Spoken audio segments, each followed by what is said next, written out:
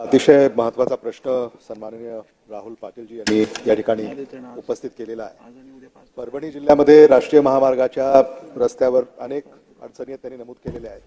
अशाच मराठवाड्यामध्ये अनेक जिल्ह्यामध्ये परभणी, लातूर या ठिकाणी सुद्धा या बाबी आपल्या निदर्शनास आलेल्या आहेत। विशेषतः राष्ट्रीय महामार्ग शहराभोवती परभणी असेल, लातूर असेल, बीड असेल, उस्मानाबाद, धाराशिव असेल, इथून हा जो राष्ट्रीय महामार्ग जातोय तिथं पाण्याचा जो निचरा आहे तो व्यवस्थित करण्यात आलेला नाही आहे।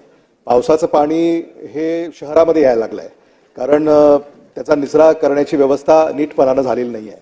त्यामुळे आपल्या माध्यमातून मंत्री महोदयांना माझी अशी विनंती आहे की एकंदरीतच याचा आढावा घेऊन हे पावसाचं पाणी जे शहरामध्ये महानगरपालिकांच्या हद्दीमध्ये येत आहे राष्ट्रीय महामार्गाच्या नाल्याद्वारे, याच्यावर आपण लक्ष देऊन त्यात दुरुस्ती कराव्यात।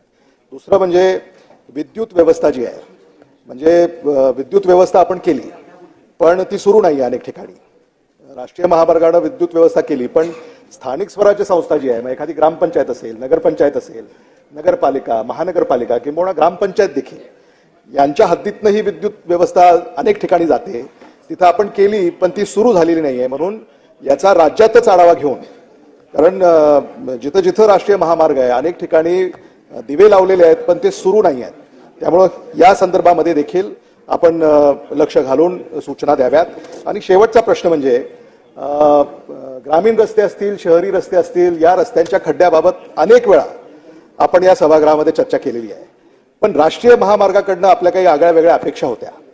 आता राष्ट्रीय महामार्गामध्ये काही प्रमाणामध्ये खड्डे उद्भवतात, पण आता भेगा अनेक ठिकाणी राष्ट्रीय महामार्गावर पडलेल्या आहेत, ह्या का पडाव्यात हाच मुळात प्रश्न आहे।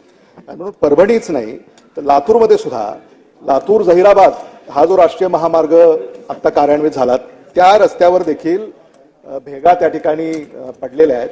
आणि म्हणून अध्यक्ष महोदय, आपल्या माध्यमातून मला मंत्री महोदयांना अशी विनंती करायची आहे की केंद्र सरकार देखील आपलंच आहे, राज्य सरकार आपलं आहे, हे खातं नितीन गडकरीजी यांच्याकडे आहे आणि त्यांच्या कामाच्या संदर्भामध्ये कोणाच्याही मनामध्ये कसली शंका नाही, हे देखील आपल्याला मान्य करावं लागेल। आणि म्हणून गुणवत्ता याच्यामध्ये कुठेतरी हरवते आहे, हे आपण नक्कीच याच्यावर मंत्री महोदय लक्ष घालून मार्ग काढतील।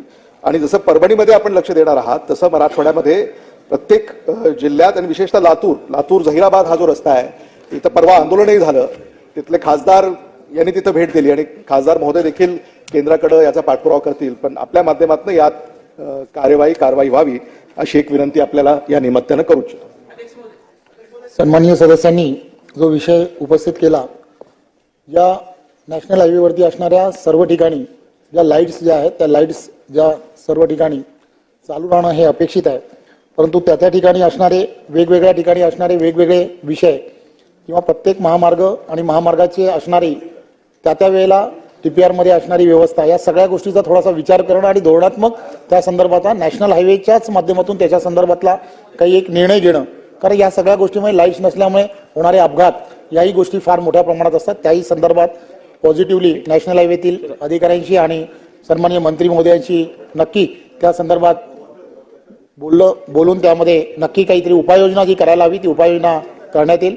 आणि त्याचबरोबर ज्या पाण्याचा निचरा योग्य प्रमाणे झाला पाहिजे, त्यामुळे जे DPR जे तयार केले जातात त्या DPR तयार करत असताना या सगळ्या गोष्टीचा पूर्णच्या पूर्ण त्याचा अंतर्भाव असणं हे अपेक्षित आहे। आणि ज्या ज्या ठिकाणी अंतर्भाव नाही त्या सर्व ठिकाणी COS करून एक वेगळ्या पद्धतीने त्याही गोष्टीला मार्गस्थ कसं करता येईल या संदर्भातले जेवढे नॅशनल हायवे आहेत त्या नॅशनल हायवेमध्ये नक्की त्या गोष्टीचा विचार हा केला जाईल।